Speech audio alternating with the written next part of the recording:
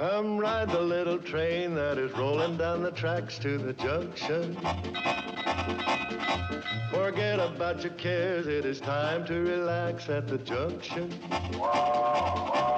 Lots of curves, you bet, and even more when you get to the junction. Petticoat Junction.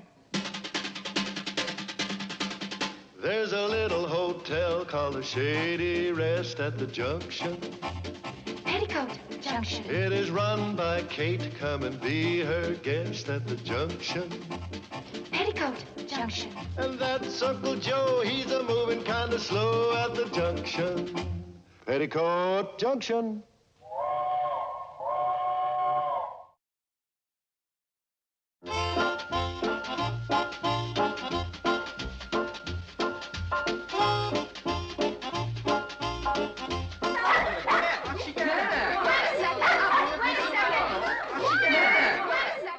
Gee, Lillian, all I did was walk home with her.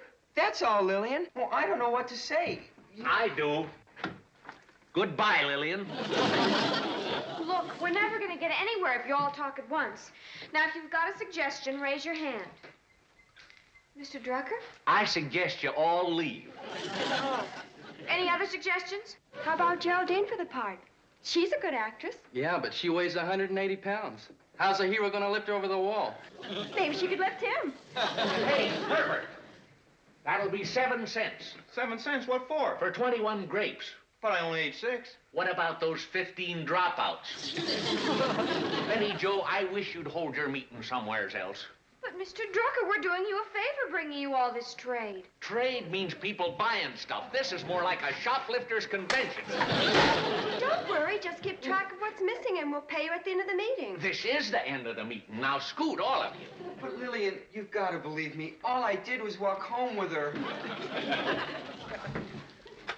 That's all he did, Lillian. Goodbye. Now skedaddle. But we haven't cast the play yet. And if we don't, we won't raise enough money for the new playground equipment for the kids. What's the sense of buying the kids' playground equipment? They'll still come in here and swing on the coffee grinder. Oh, maybe a few minutes more. That's what you said yesterday afternoon. If your play runs as long as your meetings, you got a smash hit. Give me that. Haven't I had enough trouble with all these kids without having to keep an eye on you? And he ain't even going to be in the play. Well, of course he's not going to... Hey, kids, I think Mr. Drucker just solved our problem. I did? Well, how about solving mine and clearing out of here? Jonathan says, nuts like Grimsby will never threaten the world again. Not so fast. Well, what's the use of going to secretarial school if you can't keep up? I can type 100 words a minute, as long as you don't say them too fast. Okay, where are you? Jonathan says nuts.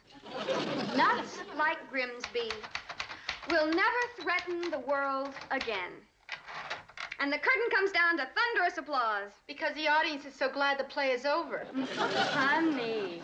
Betty? Betty! Yeah?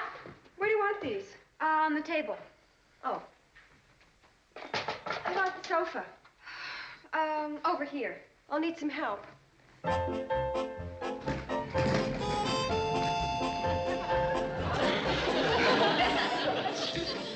He could be the dead spy.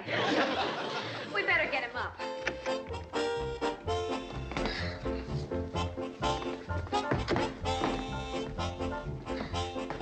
Where do you want the safe? Alongside the desk.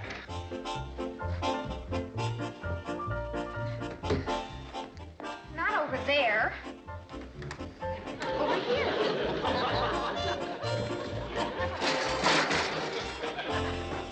How's this car, Betty Jo? That's fine. Yeah, it belongs to my brother.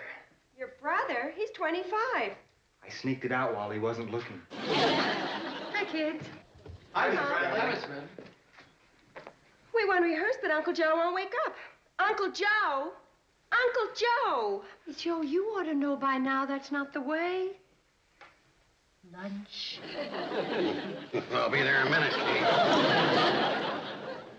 I knew you were here all the time. Well, stick around for a while, Mom. We're going to run through the new last act where the handsome young scientist gets the secret formula away from the spy's hideout and makes his getaway in his custom-built convertible. Well, keep it under 50 until you get it out of the lobby, huh?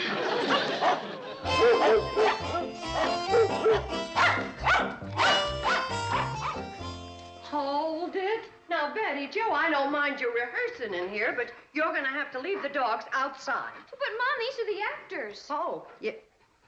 Which one is Rock Hudson?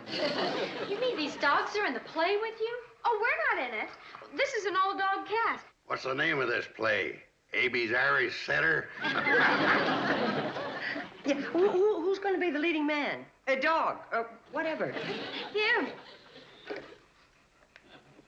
He's the handsome young scientist.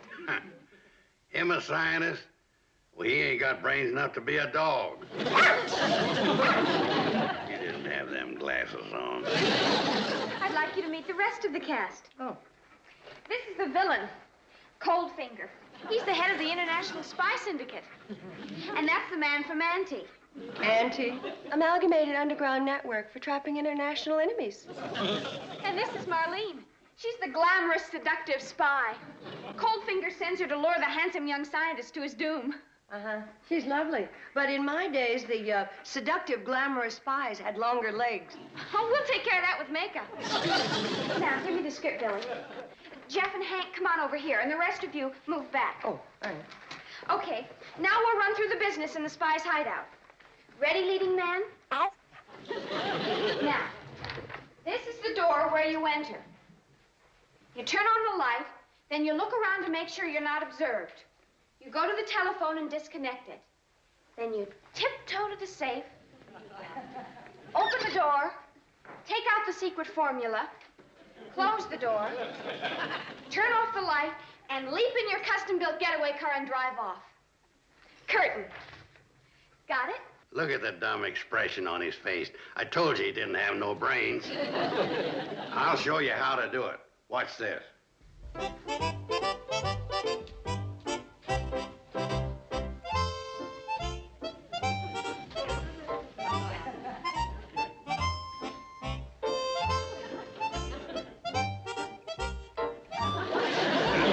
Joe. Don't prompt me, I'll remember.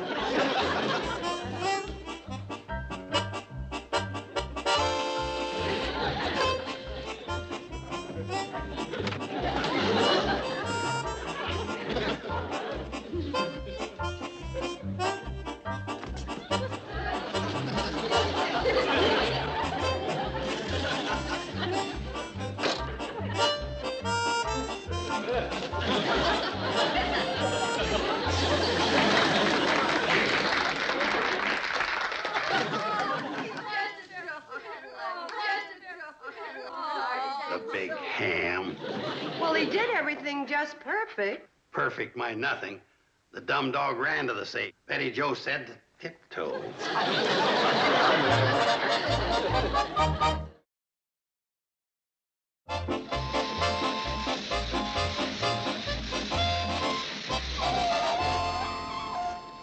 Mom, there's someone to see you. Mrs. Bradley, I'm Arthur Bronson. Bronson, I wrote you a letter last week saying I'd drop in today. Oh, a letter. Uncle Joe, did I get a letter last week? From who? Mr. Bronson. Never seen him before in my life.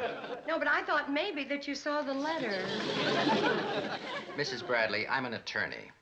Watch it, Kate. That's even worse than a lawyer. There's nothing to worry about. My business here concerns the Kroger estate. Kroger? That cantankerous old skinflint? Kate, you remember the time he stayed here at the hotel, and he was... He remembered one of this household in his will. He was the salt of the earth? Who was? Mr. Cooper. Kroger. Kroger? Well, the least you could do is remember his name after all the money he left me. How much did he leave me? Uncle Joe, I think it was very nice of Mr. Kroger, but I can't think of any reasons why I can think of plenty. Who lugged his suitcase up to his room? I did. Who went down to the train and got Mr. Coogan's... Kroger? Yeah, who went down to the train and got Mr. Kroger's mail? I did. Yeah? Well, who sneaked sandwiches up to his room at night? I did. Well, who was all... I did. Keep on trying, Uncle Joe. You'll come up with something. Well, just having me around, seeing that everybody was taking care of him was a comfort to the old gentleman. You were saying, Mr. Bronson? Oh, yes.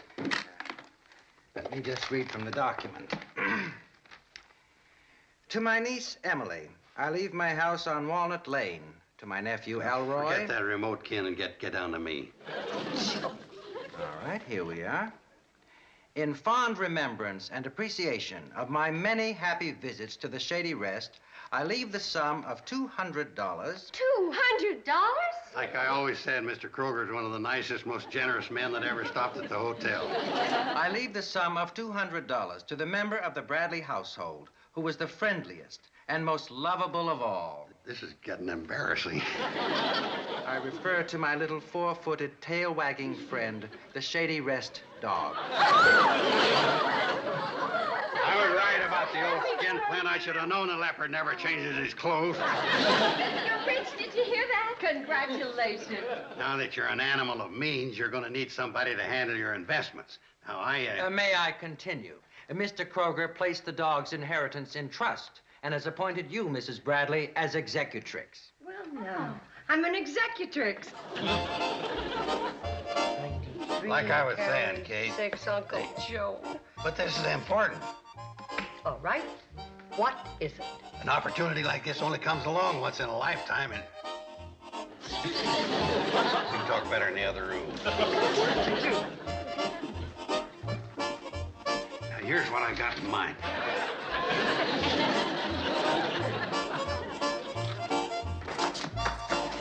Now, here's the idea.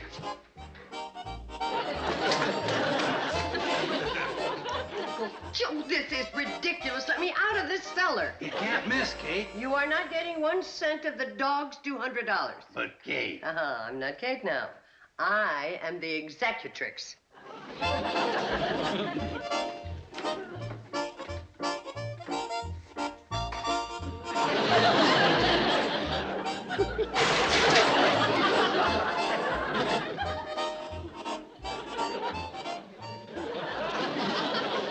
It's a wonderful story, Mr. Drucker. Isn't that a good picture of you? Congratulations. Like they say, don't spend it all in one place, unless it's Sam Drucker's general store. Now, that's real cute. Put it back. Put it back on the shelf.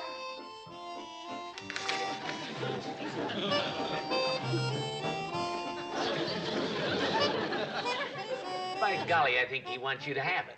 I can't afford it.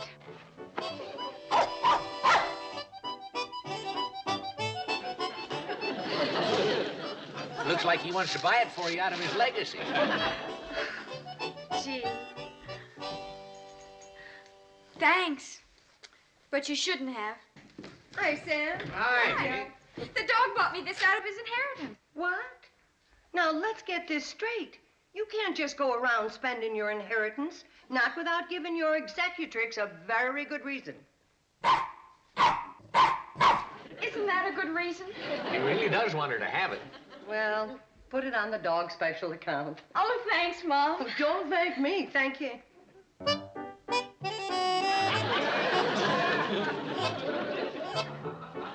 Gee, now he wants to buy you a gift, Mom. Oh, it's beautiful, but I couldn't. Go ahead. Huh? I'll put it on his bill. I could do with a lot more customers like you. You can't keep spending your money like this, or I'll have to put you on an allowance. Oh, he's just buying presents for his friends. Didn't buy me nothing. Any questions?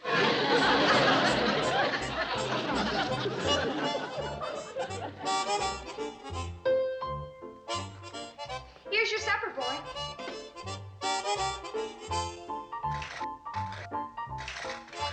We'll eat it.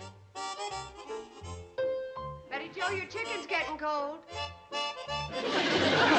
Coming, Mom. You girls go ahead. Uncle Joe will be right in. Okay, Mom. How's the play coming, Betty? Oh, just fine. I'm having a little trouble with the Basset Hound, though. She wants her own dressing room with a star on it. Fried chicken, there's nothing like. Get off of there. Your supper's in the kitchen. Oh, we won't touch it, Mom. He just sits there and admires his picture in the paper. He's going to be admiring his obituary if you don't get off my chair. You get down. That's Uncle Joe's chair. Bring back my chicken, you gizzard snatcher. He's never acted like that before. Next thing you know, he'll be wanting breakfast in bed. I think that money's going to his head. You better not get used to it, because he ain't going to have it long. Break the will? Yeah. I thought that you being a city lawyer, Mr. Douglas, you might slip me a few loopholes. Hold this, please, will you? Oh, yeah. Thank you. There you are. I've got to get back down here. Loopholes, you say? Like I said. Yeah, go right ahead, Mr. Carson. Yeah, well, what I wanted to ask... Yeah? Was you, Oh, Mr. Douglas. Oh, I beg your pardon. That's all right. You need a little help here. No, I got it. I'm fine, thank you. Go on. What were you saying? Well, what do you think? About what? About the will. Excuse me, I've got to get back down for a minute here. Should have gone to a lawyer with offices on the ground floor. Oh, with my own hands. Oh, Mr. Carson, now about the will. What will? The will you were telling me about up there. Can we talk about it down here? Yeah? Now, if there's some way you could break the will, what does the dog need all that money for? Well, if we broke the will, would you get the money? I might if we could prove old Kroger was a non-menace campus. Non-menace campus? Yeah, off his rocker. Didn't they learn you none of that legal law at Harvard? Well, I think you'd have difficulty proving that Mr. Kroger was non-menace campus. Maybe you could prove the dog exerted undue influence on old Kroger. Now, how could he do that? Probably told him a bunch of lies about me. The dog told lies? Now you're getting the idea. Mr. Carson, I don't think I'm qualified to handle this case. Took the words right out of my mouth.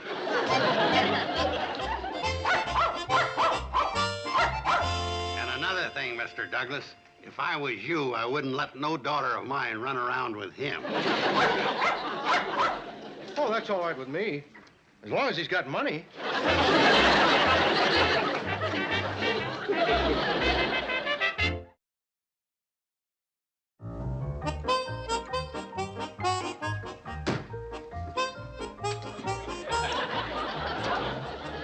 Get out, you mutt.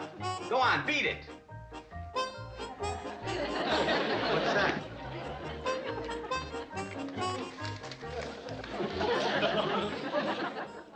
Hey, you're the dog that...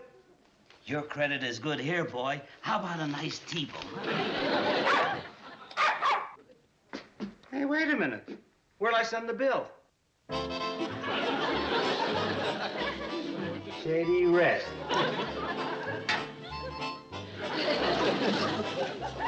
That'll be £3. Pound and a half.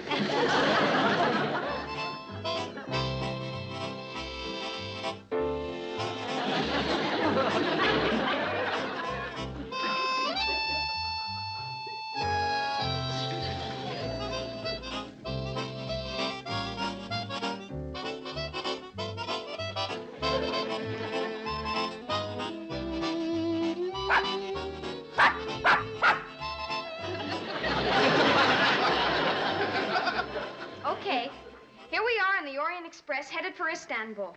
Marlene, you're in compartment B, searching for the secret formula that the handsome young scientist stole back in the last scene. Coldfinger, you're in compartment C, ready to double-cross Marlene. At this point, in comes our handsome young scientist. No. What's so funny? Oh, we thought you were the dog. Isn't he out there? Probably down at the train giving away autographs. This is the third rehearsal he's missed this week. That's the way it goes. Once an actor gets a little money, he goes Hollywood. My advice, you get yourself a new leading man. That dog's about as dependable as a lace parachute. He's always out... There he is. You naughty boy. Missing rehearsals and holding up the actors.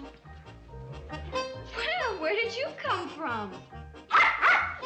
Oh, she's with you. Well, you certainly know how to pick 'em. Glamorous, seductive. Who's that? Our new leading lady. The dog discovered her. Oh, I always knew he had an eye for talent. Isn't she just perfect for the part? Well, doesn't she look like a scientist assistant? Definitely. The minute I walked in the room, I said to myself, now there's a scientist's assistant. Isn't she adorable? Can she act? Oh, you never know, Uncle Joe. She might turn out to be another Kim Novak. T-bone for you, and a porterhouse for you. I'm flying in some Cornish game hens next week. Put you down for a dozen. Hope that'll be enough. I've only got one thing to say to you. You've been spending money like you inherited Fort Knox. Now look, butcher shop, Sam Drucker, a haircut. I've got news for you, Playboy. You're broke.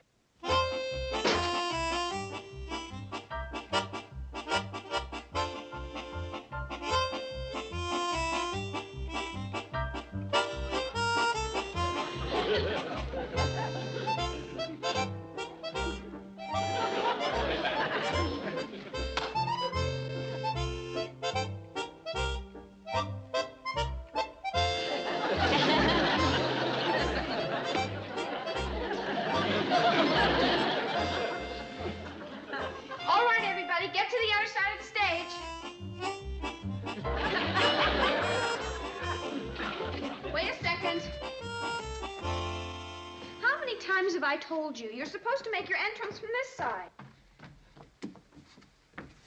All right, ready for the dress rehearsal. Stand by for your entrance, Mignon.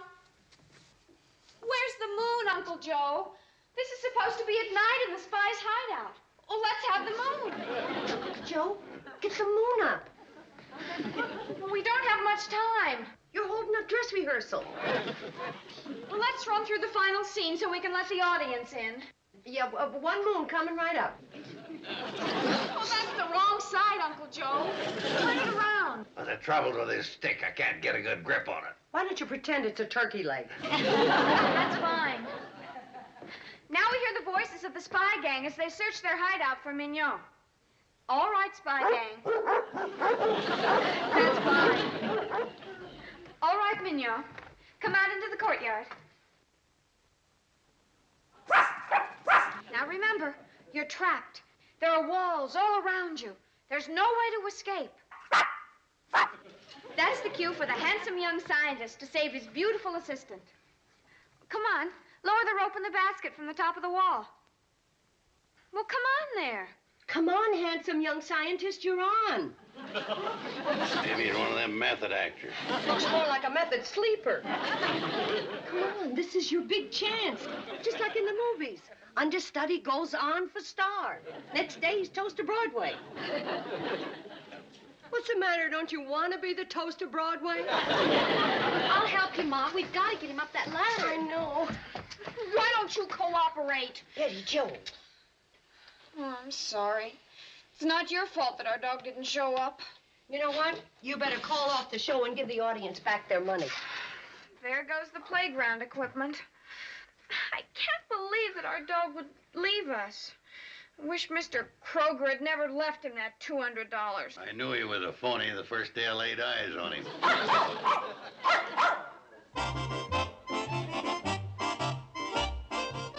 Higgins, you come back. Oh, Betty Jo, that's Let's hurry wonderful. up. We've still got time to put the show on. All right, Moon Man, rise and shine.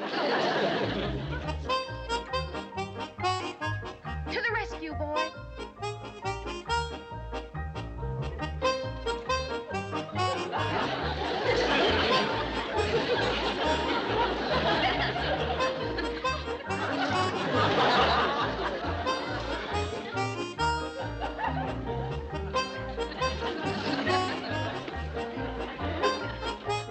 Come on, boy.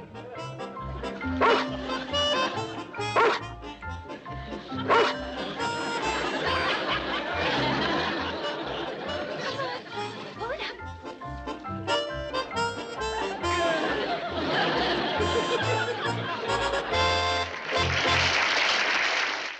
Oh, you were all just wonderful. Yeah. And we collected more than enough to get the playground equipment.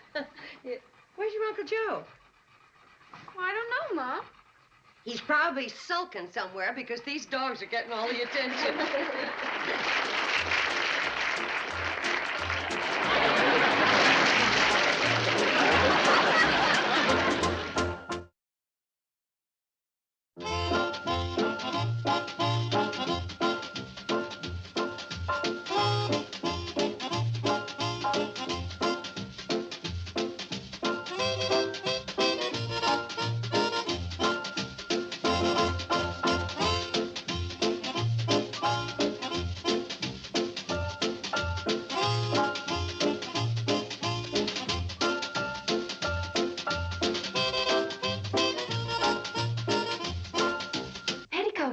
Junction.